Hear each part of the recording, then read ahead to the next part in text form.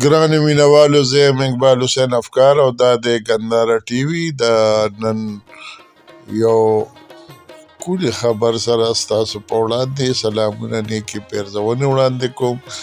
د جنورۍ په 12مه نیټه کال 2025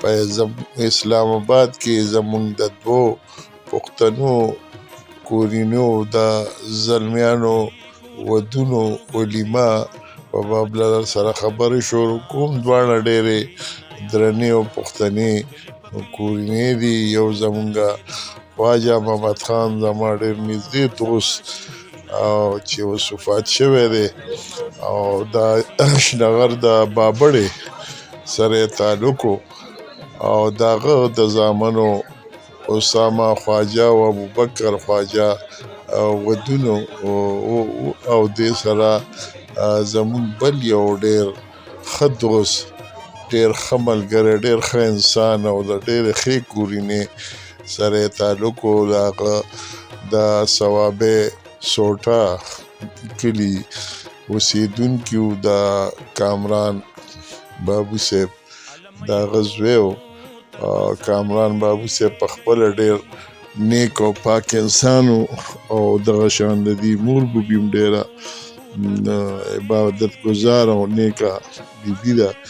او بیا مشتاق د دې ورور دی مشر، او د عثمان طارق څه نومونه ما نه هېرېږي. په هر حال امجد د خدای پاک وبخي، هغه وفات دی. د هغه د زوی عبدالله واده و. نو بس په یو ورځ دواړه ودونه او مونږه هم ورته بس د الله تعالی په فضل سره خپله کورینې تقسیم کړه. نیم د عبدالله واده له لاړو او نیم چې دی نو هغه د اسامه او ابوبکر واده له لاړو. د اسامه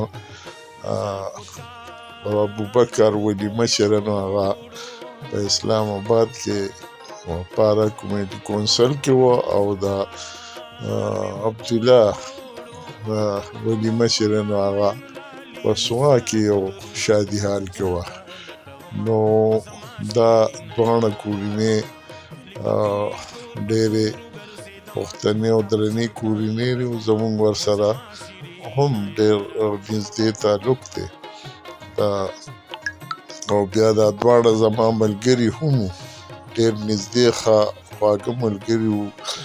او خواجه صاحب او امجد دواړه تقریبا هغه کرونا دغه کې چې دی نو هغه وفات شوي. نو د دې د زامنو ودونو او ما وی چې د دې دا واده هم تاسو سره شریک کړو. نور ژوند چې دی نو هغه ای بله خبرې پکې، خو ورسره دا هم ته زمونږ د سماجي ژوند یو لویه دستوره وي چې هغې کې خپل خپلوان، یاران، دوستان، مینهوال ګډونو کې او یو بل ویني، د یو بل سره کیني، خبرې اترې وکړي، خنداګانې وکړي. د دې سره د زړونو نه خیرې میرې ټول وځي او یو ښکلی انسان چې دی نو هغه جوړ شي. نو په دغه شانتې هلو ځلو کې او هسې هم دا انساني شرط دی چې مونږه د یو بل په غم ښادۍ کې شریک شو، او په هغې کې د هغې سره غم ښادي شریکه کړو.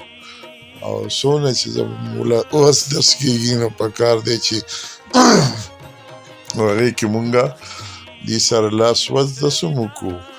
او واده چې دی نو دا ډېر زیات یو ښه دغه دی. نو په دې کې مونږ له دعا هم پکار ده. د نوې جوړې چې دي اوس دا درې ابوبکر، اسامه او عبدالله، نو درې د دې بیبیانې دا دواړه کورونو دپاره او د دې دپاره چې خدای پاک د دې دا نوی ژوند بختور کړي.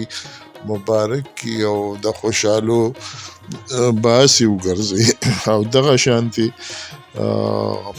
د هغه جینکو هلکانو دپاره هم دعا پکار ده او عملي هڅې هم پکار دي کوم چې د هغې ودونو په لاره کې څه خنډان دي، مشکلات دي، نو دعا هم پکار ده چې خدای پاک په خپلو قدرتونو ردي د ودونو په لاره کې کوم خنډان دي، مشکلات دي، هغه لرې کړي او مرسته ملاتړ هم پکار دی. دا خواجه محمد خان باره کې ما تاسو ته ووایي چې دی د بابړې چارسدې سره تعلق او د نور مړه حمزه خان دی او مولانا محمد وصال دی، فرهاد حجي صاحب دی او دغه شانتې ویس دی، جواد دی، د ترور زامن دي. نو دا هم ډېره درنه او پښتنه کورنۍ ده او زموږ ورسره ډېر نږدې د ورورولۍ